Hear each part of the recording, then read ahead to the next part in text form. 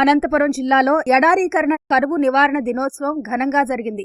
June 17వ తేదీన అంతర్జాతీయ కరువు ఎడారీకరణ నివారణ దినోత్సవాన్ని ఐక్యరాజ్య సమితి ఏటా నిర్వహిస్తోంది. ప్రపంచంలో ఉన్న దాదాపు 40% భూమి కరువులకు, ఎడారులకు గురవుతున్న పరిస్థితుల్లో సమస్యను పరిష్కరించే దిశగా స్వచ్ఛంద సంస్థలు, అధికారులు కృషి చేస్తున్నారు. ఈ సందర్భంగా అనంతపురంలో ఏఎఫ్ ఎకాలజీ సెంటర్ ఆధ్వర్యంలో అవగాహన కార్యక్రమాన్ని ఏర్పాటు చేశారు. ఈ కార్యక్రమంలో రైతుల కోసం పనిచేస్తున్న పలువురు స్వచ్ఛంద సంస్థ నిర్వాహకులు, అటవీశాఖ అధికారులు, AF ecology centre director Mallareddy తదితరులు పాల్గొని పలు సూచనలను అందజేశారు. మనం ప్రపంచ ఎడారి కరువు నివారణ దినోత్సవాన్ని జరుపుకోవడం అనేది జరుగుతోంది.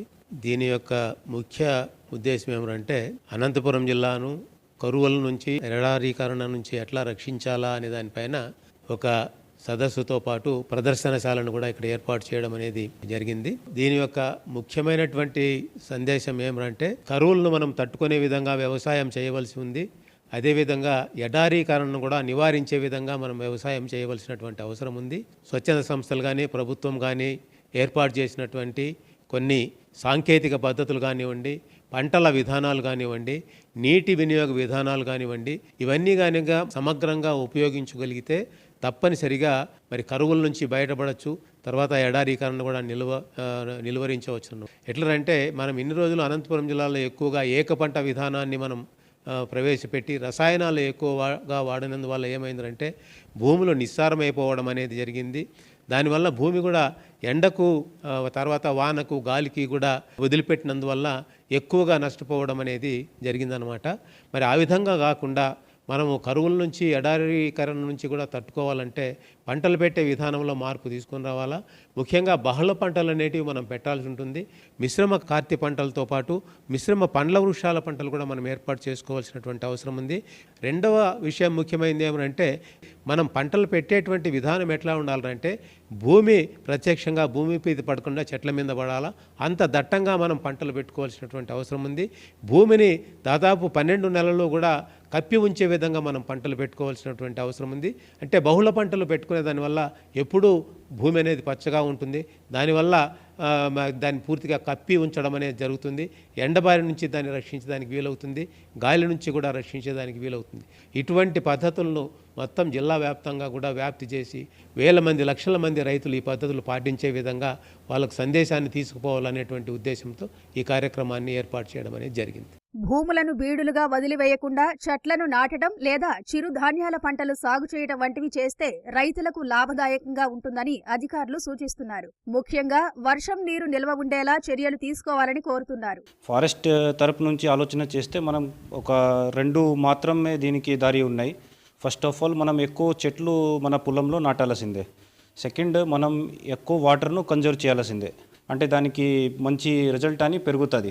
ఎందుకంటే మనం చెట్లు నాటితే దానివల్ల చాలా పురుగులు కానీ, చాలా పక్షులు కానీ, బయోడైవర్సిటీ కానీ మన పొలంకి వస్తుంది. దానివల్ల మన ప్రొడక్టివిటీ కానీ, రిజల్ట్ కానీ పెరుగుతుంది. సో దీంట్లో ఎలాంటి మనం చెట్లు నాటాలి? సో 2 రకాల చెట్లు మనం దీంట్లో నాటచ్చు. ఫస్ట్ ఆఫ్ ఆల్ మంచి టింబర్ ఉండేటివి, అంటే టేక్ కానీ, మహోగని కానీ, ఎర్రచందనం కానీ అట్లాంటివి చెట్లు మన బార్డర్లో మాత్రం నాటితేనే కూడా మధ్యలో పంటలు పొలాలు కంటిన్యూ చేయొచ్చు. బార్డర్లో ఉండేటివి చెట్లు ఒక 10 సంవత్సరం కానీ, 15 సంవత్సరం కానీ తర్వాత మనం కటింగ్ చేసుకొని మార్కెట్లో సేల్ చేస్తే మనకు చాలా మంచి ఆదాయం వస్తుంది. సెకండ్, మనకు ఉండేటివి స్థానిక జాతి చెట్లు, అంటే వేప చెట్లు కానీ, కొన్ని జమ్మి చెట్లు కానీ అట్లాంటివి ఒక 3-4 చెట్లు మన పొలం మధ్యలో నాటితే కూడా చాలా మంచి మనకు సాయిల్కి ఫర్టిలిటీ ఇంప్రూవ్ అవుతాయి. సో ఈ టేక్ చెట్లు కానీ, ఎర్రచందనం చెట్లు కానీ, మహోగని చెట్లు కానీ మేము ఫారెస్ట్ డిపార్ట్మెంట్ తరపు నుంచి అన్ని రైతులకి ఫ్రీగా సప్లై చేస్తున్నాము. 100 వరకే మేము అన్ని చెట్లు ఫ్రీగా ఇస్తున్నాము. వాతావరణంలో మార్పులు ప్రతి సంవత్సరం మారుతూ వస్తున్నాయి. అంటే ఈ సంవత్సరం ఎక్కువ వర్షాలు పడితే ఇంకో సంవత్సరము చాలా తక్కువ వర్షాలు పడుతున్నాయి. సో ఇటువంటి పరిస్థితుల్లో రైతులు వ్యవసాయం వదలకుండా వ్యవసాయంలో ఉండాలి అంటే వాళ్ళు రోజు పండించే పంటలతో పాటు చెట్ల వైపు వెళ్లాల్సిన ఎంత అవసరం ఉంది.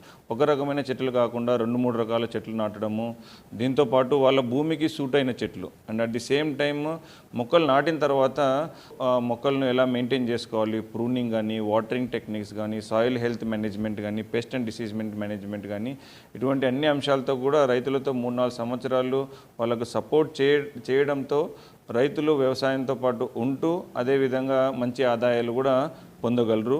వరల్డ్ డెజర్టిఫికేషన్ డే యొక్క ముఖ్య ఉద్దేశం కూడా క్లైమేట్ చేంజ్ అడాప్షన్ ఎలా అని. క్లైమేట్ చేంజ్ అనేది ప్రాబ్లం ఉందని అందరికీ తెలుసు, కానీ ఆ ప్రాబ్లంకి how do we find solutions, దాంట్లో ప్రధాన భాగంగా చెట్లు ఈజ్ వన్ ఇంపార్టెంట్ టాపిక్.